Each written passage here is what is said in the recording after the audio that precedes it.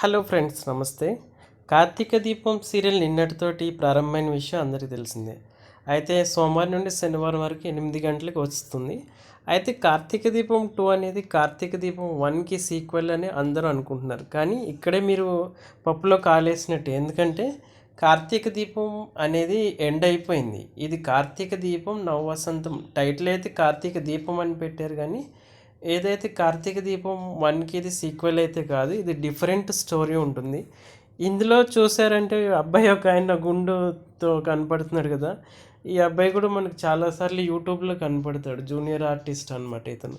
అయితే ఇందులో ఏంటంటే మనకి క్యారెక్టర్స్ అది చాలా కన్ఫ్యూజింగ్గా అయితే ఉన్నాయన్నమాట. ఈరోజు రిలీజ్ చేసిన ప్రోమోలో అయితే దీప అయితే టిఫిన్ బండి అమ్ముతూ ఉంటుంది.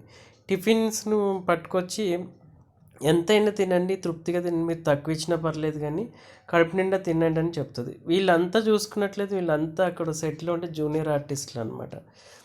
అయితే వీళ్ళంతా కూడా శుభ్రంగా తింటారండి. తింటూ ఉంటే మన దీపక్ ఇందులో కూడా వంటలక్కగానే పరిచయం అయితే చేశారు. ఇందులో ఉండే క్యారెక్టరైజ్తో అయితే ఇంకా స్టార్టింగ్ మనం అర్థమవుతుంది. కానీ నిన్న చూస్తే కనుక చాలా కన్ఫ్యూజ్గా ఉంది. చాలామంది సడన్గా చూసిన వాళ్ళు కార్తీక దీపం 1కి సీక్వెల్ ఏమో అనుకుంటారు. ఎందుకంటే ఇందులో దీప కార్తీక్ సేమ్ క్యారెక్టర్స్ పెట్టారు. శౌర్యని పెట్టడం వల్ల ముందు సీరియల్ ఏమో అనుకుంటున్నారు, కానీ ముందు సీరియల్కి దీనికి ఎలాంటి సంబంధం లేదు. ఒక డిఫరెంట్ స్టోరీ తోటి ఇదైతే వస్తుందన్నమాట. ఆ విధంగా టిఫిన్స్ అన్నీ తీసుకొచ్చి వంటలకు రాగానే వీళ్ళంతా టిఫిన్లు అన్నీ చేసేస్తారు అనమాట. నెక్స్ట్ ఏంటంటే శౌర్య అయితే ఎవరైతే అమ్మాయి ఉందో అమ్మాయిని తీసుకుని ఒక జాతరలోకి అయితే వస్తుంది. ఈ జాతరకి అందరూ వస్తారని పాపకైతే చెప్తుంది. అయితే మా నాన్న కూడా ఈ జాతరకు వస్తారమ్మా అనేసి అడుగుతుంది. ఆ విధంగా ఈ ముత్యాలమ్మ జాతరలో ఏమవుతుందంటే సైకిల్ పోటీలు జరుగుతాయి.